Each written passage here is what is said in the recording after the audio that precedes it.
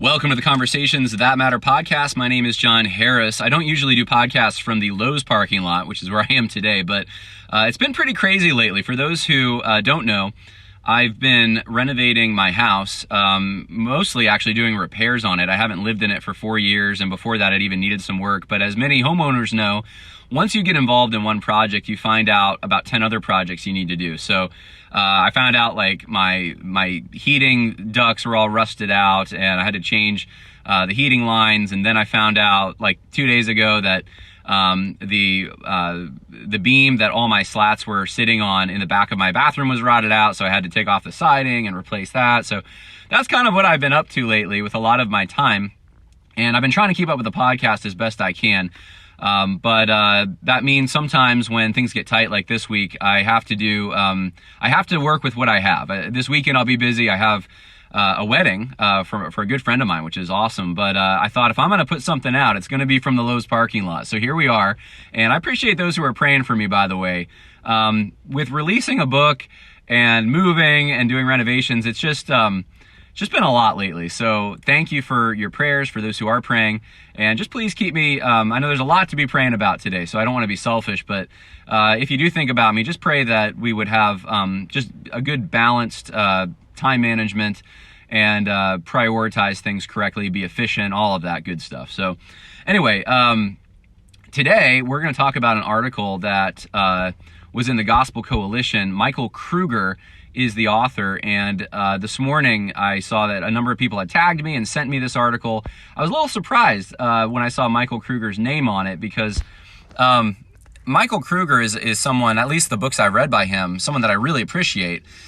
And I mean, you can appreciate someone in one area and then, scratch your head a little bit on other things. There might be even people that do that with me, which is fine, but the reason I scratch my head a little bit is because the title of the article is Men, Are You Submissive? That's right, men, are you submissive? Now think about that title alone in our current context in the Western world. I mean, if you challenge the assumptions behind feminism, you're blacklisted. You lose social capital. You are persecuted in, social ways, not, real persecution that's, but there is somewhat of a backlash that could happen if you have a platform of any kind.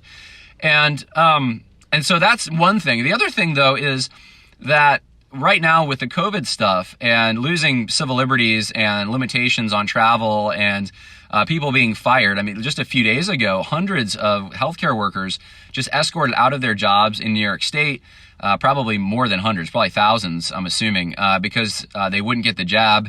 And this is the kind of article that Gospel Coalition puts out. Now, if this article was sitting in a vault somewhere for 10 years, and I would understand it a little more, and it's a poor Michael Kruger's being made to look like he's out of step. Gospel Coalition decided to publish it 10 years later. I don't think so. I think this is on purpose. And you got to wonder, why is this being published now? What is the purpose behind it? Think about the context in which it's being published. Men, are you submissive? Now, I'm going to read through it, and we'll just kind of comment. I'll just comment as we go. But I think one of the things this illustrates is the disconnect between, I don't know what terms I even want to bring to it. You kind of know it when you see it, but someone who's a more maybe elitist might be the term I'd use, or insular in sort of an academic setting in the evangelical world, or even just the regular world. But someone who's insulated, who's more elitist. I mean, it shows you kind of what circles they're running in if they think this is the message that needs to be put out there right now. And then those who are living in a different world. I'd like to say, I guess, the real world, but it's the world in which all the things I just mentioned are actually happening. So it's not the theoretical world. It's what we're seeing right in front of us. It's what your kids are picking up in school and telling you. It's what the people at your church are talking about. And it's the people at your job who are in trouble because they won't submit to the jab, or they don't want to, and they're trying to look for a job. I mean, that world, that's the one I'm referring to. And so there just seems to be a disconnect, and so that's part of the thing this illustrates. Obviously, some other things as well that we'll go through as we make our way through this, but. When we talk about submitting to government authority, one of the things that's often missed in evangelical interpretations of that principle is the exemption, if you will, to submit when the government oversteps its boundaries. And this is often Not in every context, but oftentimes it's obvious if a church leader goes beyond their authority, then you don't have to submit. If a husband goes beyond his authority, now in some contexts that's not the case. I realize that, but oftentimes, especially in the world of the Gospel Coalition, the people who write for the Gospel Coalition, it would be obvious to most of them if a husband oversteps his boundaries, a wife doesn't have to submit to those things. You think about even something like a spousal abuse, right? Is it a sin to be beaten by your husband? Think about that. Is it a sin? I'm not asking if it's right. It's obviously wrong, and this husband's in sin. I'm asking if it's a sin for the wife to be beaten by her husband. No, obviously she's the one that's being she's being abused in that situation. So it's not a sin. So if the only exception to submission is if it's a sin or it hurts our gospel witness or something, then wives must allow their husbands to beat them. I mean, that's crazy logic, and I don't know that anyone would agree with that when it's stated that way, but the principle that we're often given lends itself to that. I mean, it's not a sin to get the jab, is it? Well, I don't know. I mean, if your conscience is telling you whatever is not a faith is sin, and your conscience says this is bad because of the possible risks associated with it, and you need to be able to take care of your family, and hey, maybe it could be, I guess. You could try to make that argument, but I mean, in and of itself, it's not. Someone who got the jab isn't a sinner because they got it. So I guess you have to submit to it. I mean, this kind of logic is nonsense, to be honest with you. And I think there's plenty of biblical examples that show it to be nonsense. And I'll talk about some of those as we go through this article. All right, so submission. That's the first header.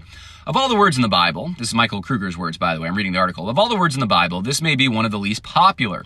After all, our cultural moment is not one that values a posture of submission to authorities. On the contrary, our world insists we should challenge and critique those over us. Now, I'll stop there. Is that the world you all are living in right now? Just wondering. I mean, you put a comment maybe on the video. Really, is that your world? I mean, is this what you're seeing? Is that we're at a cultural moment that that does not value a posture of submission? I'm pretty sure it's like the opposite right now. It's loving your neighbor is getting the jab. Submitting to government authority is in style right now. The people that have cultural influence are the ones that are pushing this. And if you don't submit, you're out of step. So I don't know what this is. I'm like, what is this from 10 years ago? How can you write a paragraph like that? But anyways, the classic bumper sticker captures it well. Question authority. When was the last time you saw a bumper sticker like that, by the way? Like what, 20 years ago, 15 years ago, 10 years ago? Again, I mean, was this in a vault waiting to come out? I don't know. And if submission is already an unpopular concept, Kruger writes, it only grows more unpopular in verses like Ephesians 5:22. Wives, submit to your husbands as unto the Lord. Indeed, this passage and its counterpart in 1 Peter 3 have been ground zero in the submission wars, both in our church and the broader culture. But letting these verses take center stage can give the mistaken impression that the Bible teaches that only women submit. In reality, Scripture has a more comprehensive view. Everybody submits to somebody. The Bible is clear that everybody submits to somebody. Men and women are called to submit to the government. Children to parents, church members are to submit to elders. Servants are called to submit to masters, and on it goes. Again, little thing here, but I guess you could say servants. Sure, it's really slaves though. So it's the word doulos there. So it's interesting he used the word servant, but it would be slave and masters. I know that's kind of an inconvenient thing for TGC to talk about. I'm not saying that's why he didn't use it, but just pointing that out for those who might think the translation is servant. It's really not. But here's the thing. As I'm reading through this, the thought that comes to mind is that, who is he arguing against? Maybe I'm hiding under a rock or something. I mean, I've been to Master's Seminary, Southeastern, Liberty University. I think I have a little bit of a handle on kind of what the evangelical world is up to and what the things that are commonly said. I've never heard this. I've never heard someone say that only women are to submit. Like, have you ever heard that? Only women. That's the only hierarchical relationship that exists is women submitting. Never heard that. So I thought that was just Interesting to me. It feels like a straw man, but maybe there's a whole world out there I'm not aware of. Of course, the ultimate demonstration that submission is a good and biblical virtue is that it was practiced by our Lord himself. Christ in his earthly ministry submitted himself to the Father. His submission was so complete that he was obedient to the point of death, even on the cross. Here's the point. Submission is not a female virtue. It's a Christian virtue. And that's very true. I don't know that anyone disputes that, but there probably are people, I'm just not aware of it. There are some like hyper-patriarchal-ish churches that really emphasize women are supposed to submit because of how the world we're living in emphasizes the exact opposite. And so maybe there's some overcorrection there. And I know that stuff does exist, but I just don't know that there's anyone out there who thinks it's a female virtue.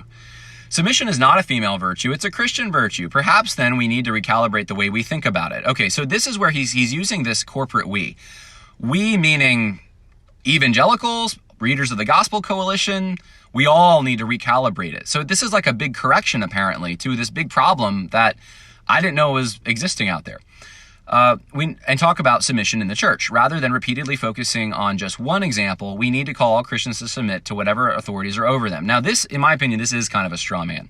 The reason wives submit to your husband is talked about a lot is because of how controversial it is. It comes up a lot because it's so out of step with the world that we live in. So that's why. Frankly, slaves submit to your masters, which could apply to an employee-employer relationship, is also out of step, but employers-employees, that not quite as much. You could talk about parents and children, that not as controversial. We could talk about submitting to church leaders, but you know what? Again, that's something that's kind of an in-house Christian thing. So the controversial thing, the stone of stumbling that the world stumbles over is wives submitting to husbands. That's why it's talked about a lot. It's not like this. Michael Kruger seems to want to attribute this to some nefarious intent on the part of Christians to make submission a female virtue. And I would submit that that's not the actual problem or the reason that submission is talked about in that context so much. It's because it's constantly attacked. And so faithful expositors of Scripture want to defend what the Bible says. That's why they talk about it. Going on, and if men are to be leaders in the church and the home, a point often made in discussions about submission, then they ought to lead by example. Men should be a model of submission to whatever authorities they are under. Men, do you submit? That's a good question. I don't think that's a bad question at all, and I'll echo it. Men, do you submit? Do you submit to Christ and the authorities in your life when they are legitimate and they are within the boundaries of the authority that God has, given them over you? Here are some diagnostic questions for men. Men, do you show a submissive spirit to your employer, or do you grumble, complain, and undermine your boss's authority? That's a good question, by the way. That probably hits close to home for a lot of us. I've been working for myself now for a few years, but for most of my working life, I have had a boss, and there have been times it's been a challenge when I have a real hard guy to work for, and so I understand that. I get that, and I've been in situations where the shop talk is constantly running down whoever's in charge. That's not right. Men, do you submit to your church leaders, or are you a member who regularly kicks against accountability and oversight?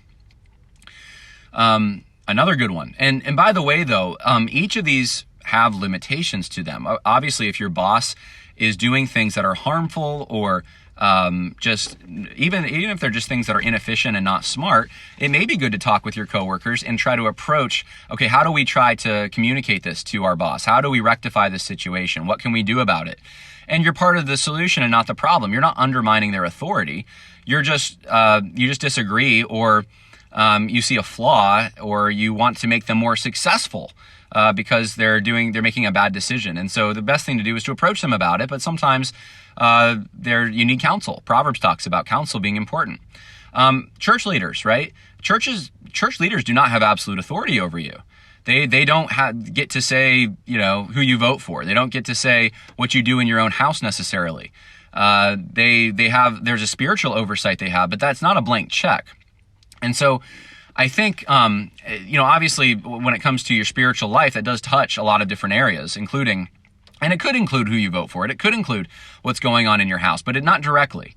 And so one of the things that I like to ask people when this comes up is, are the church leaders that are asking you to submit to them, what is the extent to which they are imposing that submission? So, in other words, to what extent are they trying to control your life? I'll give you an example.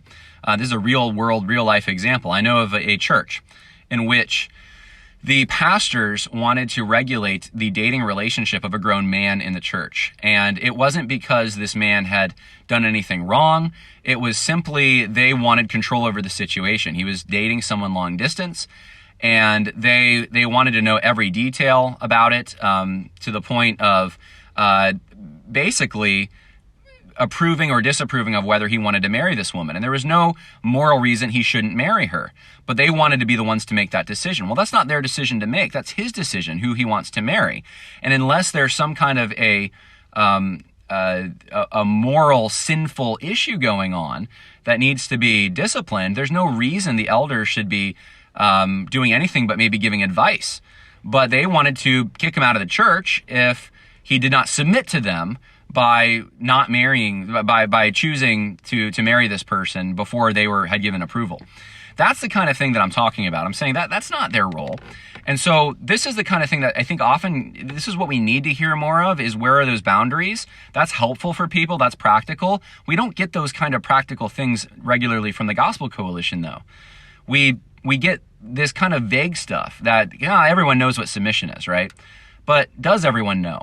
And so, anyway, I just don't think it's the most helpful to just say submit.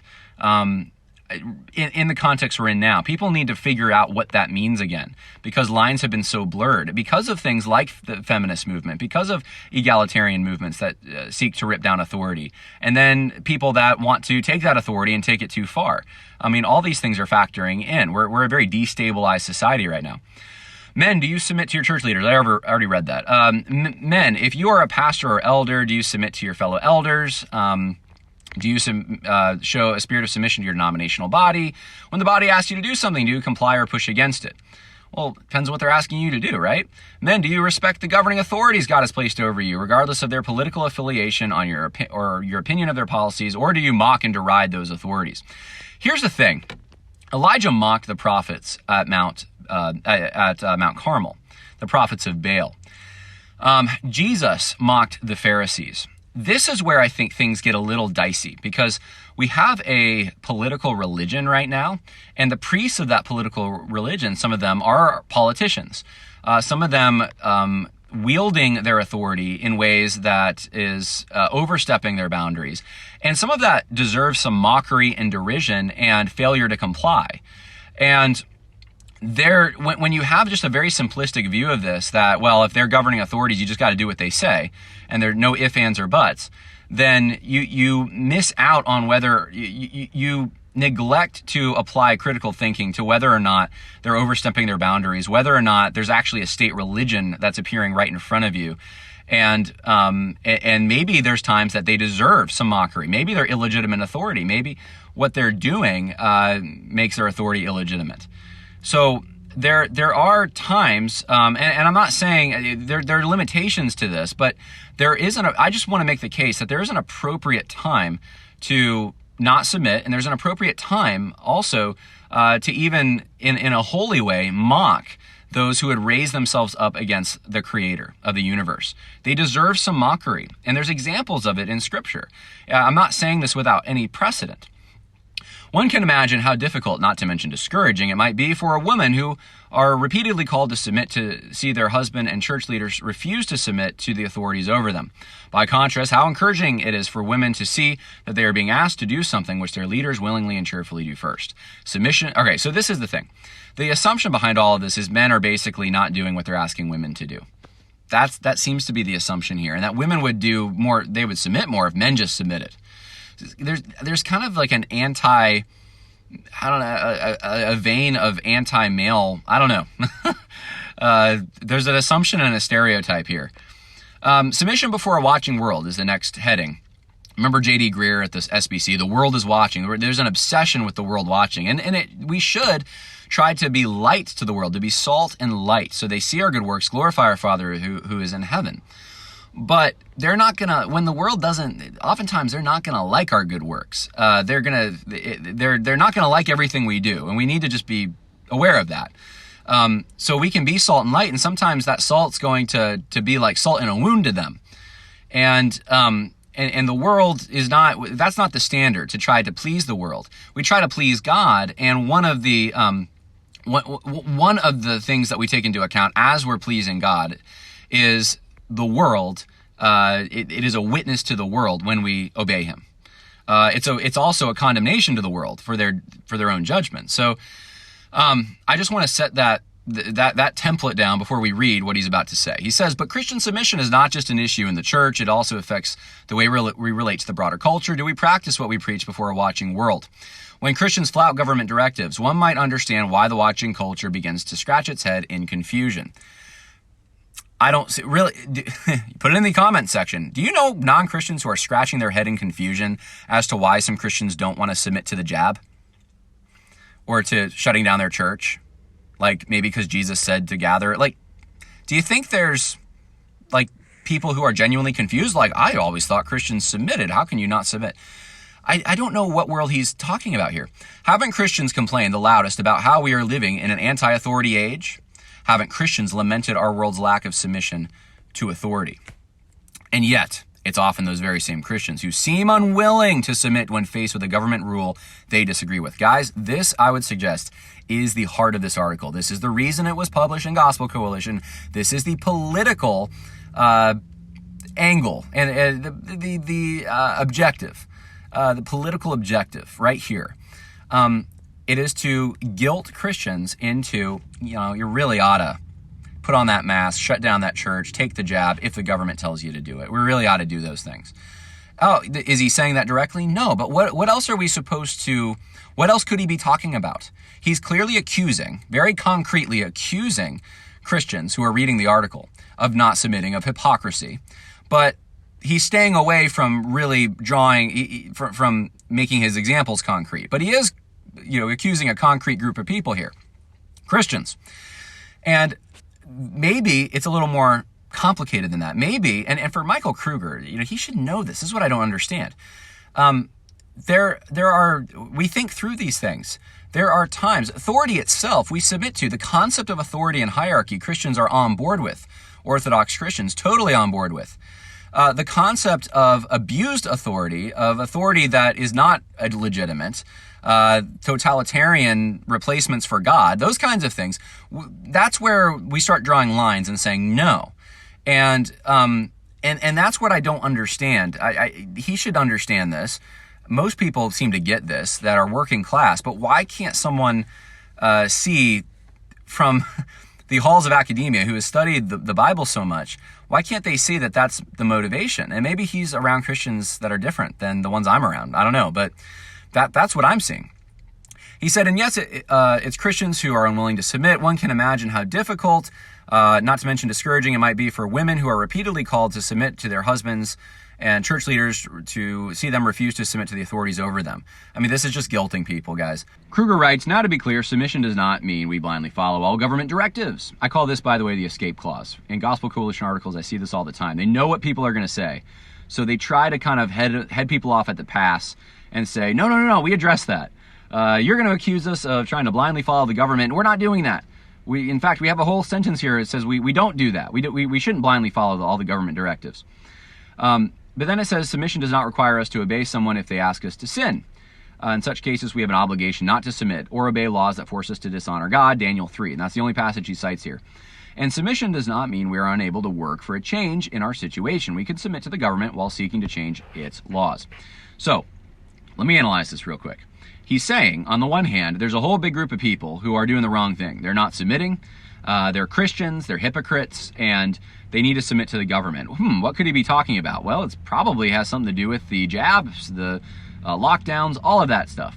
At the same time, he's saying, well, that we don't blindly follow the government, though, because there's an exception. What's the exception? The exception is we don't sin if the government asks us to sin. We don't dishonor God. Daniel 3 is the passage he gives. Let me be hastened to point out in Daniel 3, Daniel, all he had to do was close his windows and go pray in a closet, and he would have been fine. Would have been fine.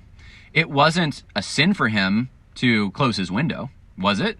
No, of course it wasn't. But Daniel wanted to publicly flaunt his disobedience. I mean, that's effectively what he did. And his allegiance to the Lord. He put it on full display. The Lord rewarded him for it. So that had nothing to do with Daniel. I realize the law was basically asking him to do something sinful, but he did not have to publicly show his lack of compliance. He could have easily gone in a back room somewhere. And we see examples in Scripture too. I think of I think it's Jehu's rebellion, where there's a situation in which there's even a rebellion against governing authorities in a sense. Of course, there's a legitimate authority, the priest, the priestly role of coronating who the new king was, and there was a whole uprising against the house of Ahab. Though we have situations actually throughout the Old Testament.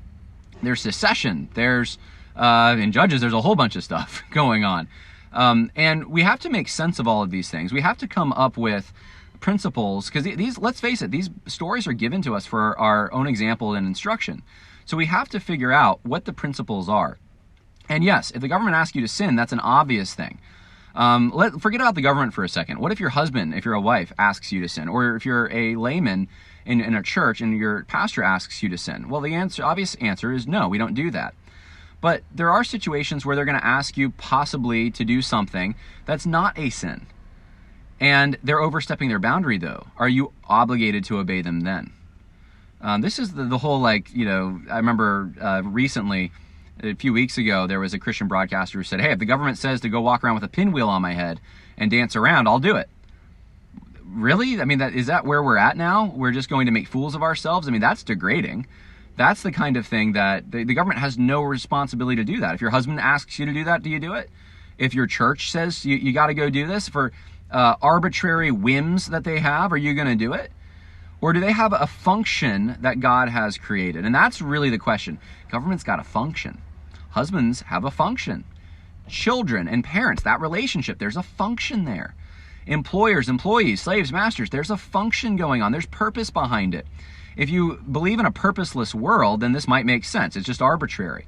But if there's a purpose, that means there's a lane in which that purpose is carried out. And you're not required to submit outside of that lane to things that are not within the purview of the authority over you. And so that's my main critique of much of the language I hear out there, including in this article, is they don't account for that kind of a situation where the government just oversteps its boundaries. And it's not like I'm the first one to say this. Samuel Rutherford brought this kind of stuff up, and Lex Ress. Pierre Viret, also in his book on the civil government, brings this up. These are things that Christian thinkers have had to think about. And it's not like we have to reinvent the wheel on this. So if we can apply that logic to other lines of authority, why not the government? Why is that so hard to apply this to the government and say, yeah, there's times when they're overstepping their boundaries. They're doing things that are illegal, that are not in keeping with the laws they swore an oath to defend and to uphold. There's times in which they're even overstepping the boundaries of their specific branch of the government. You know, it's not for the executive branch to be giving these directives. That's a legislative thing. I mean, that kind of thing. It's what do you do when your state and the federal authorities are in conflict? I mean, what do you do then? Who do you submit to? Who do you choose to submit to? So these are the kinds of things that I just really don't think articles like this are helpful in thinking through. They're very simplistic. Just as wives are called to submit to imperfect husbands, citizens are called to submit to an imperfect government. Men should be leading the way in doing so. Submission will change you. When men take the lead in practicing submission, here's something that we will discover. Submission is hard. It's a substantive and weighty act of self-denial. It can feel like death, even though we know it's the path to life. How about this, Michael Kruger? In the situation going on right now as this article is coming out, the hard thing for people to do, the path that is going to give them the most grief, is when they don't submit. It's the opposite. If you choose not to get the jab, right? And you're being pressured by everyone, and your employer is trying to pressure you to do it, and you want to do that religious exemption, and you're fighting it. Maybe you're part of a class action lawsuit. That's happening in my backyard right now. That's the thing that gives you grief. That's the thing that destroys your reputation. If you're in the medical field especially. So, come on. Like, to quote Joe Biden, come on, man. First-hand knowledge of the difficulty of submission will, in turn, give us greater understanding and compassion for those under our leadership. We will not be able to talk of submission in trivial matters as if there's no cost. We can be gentle leaders we are called to be because we understand the weightiness of submission from practicing it ourselves. Submitting is a substantive and weighty act of self-denial. It can feel like death even though we know it's the path to life. Even more, learning the difficulty of submission will give us all a renewed sense of gratitude for what Jesus suffered on our behalf. While in tears and agony, he asked his Father, if it be possible, take this cup from me. And yet he uttered these stunning words of self-denial, nevertheless, not as I will, but as you will. So when, as Christians, both male and female, we deny ourselves and submit to ourselves to those in authority over us, we are doing something distinctively Christ-like. Whenever we say, not as I will, but as you will, we are acting like Jesus. All right, I want to say this. In principle, I don't agree with, I do agree with most of this article. I mean, I have a little quibble with I think there's more of an exception than just sinning, but most of what he's saying is there's some truth to it. It's the posturing and the moment we're in that show me there's a political agenda of some kind behind this. It's the insinuating Christians are hypocrites. It's at the moment in which people are losing their job because they don't want to get the jab, this article comes out. It's the assuming that men are the ones that have this problem right now. I mean, look, I know tons of women right now, like nurses, right? A lot of them are nurses in the state of New York that are trying everything they can not to submit to the state of New York. So the assumptions behind this, the application is just lacking. And this is, the Gospel Coalition, in my opinion, puts out article after article like this, where if it's going to move the needle, ask yourself, which direction is it moving the needle? Away from government totalitarianism, toward government totalitarianism, toward the left, toward the right? Where's the needle going? And 9 times out of 10, maybe more than that, it's moving it in a more left, progressive, totalitarian direction. And I'm just calling it as I see it. So love Michael Kruger's books, but this article, the timing of it, it's not a good article, in my opinion. It's kind of a terrible article, actually. And that's just my opinion. But hopefully that was helpful for you in thinking through some of these things, because we're getting this stuff thrown at us all the time. So yeah, I hope that was helpful. God bless. More coming maybe later this week, probably next week though. We'll see. We'll do some book reviews. I wanted to say briefly, because I've been doing all this work on my house, I've been listening to some audiobooks and a lot of stuff on social justice. So I got some notes. I got some stuff to review. I just read Isa McCulley's book, Reading the Bible While Black. We'll go over that. And my goal is to help you guys, give you the references. Hey, this is the page number where he says something that's a problem. Then you can think through it yourself and be the authority and challenge it when you see it in if you work for a ministry, maybe in your place of employment or your church. Also, Christianity and Social Justice, Religions in Conflict. My book is out right now. You can go get it. Amazon.com is one place, but you can also go to ChristianityandSocialJustice.com. And Patrons, if you sign up on Patreon, $10 a month or more, I will give you a copy of the book for free that's autographed. I'm not going to be able to ship stuff until October 11th, though, so just be aware of that. If you do get it on Amazon, please rate it. Please rate it on Amazon, and it would help me tremendously. So God bless. Thank you so much, and yeah, more coming later on. Bye now.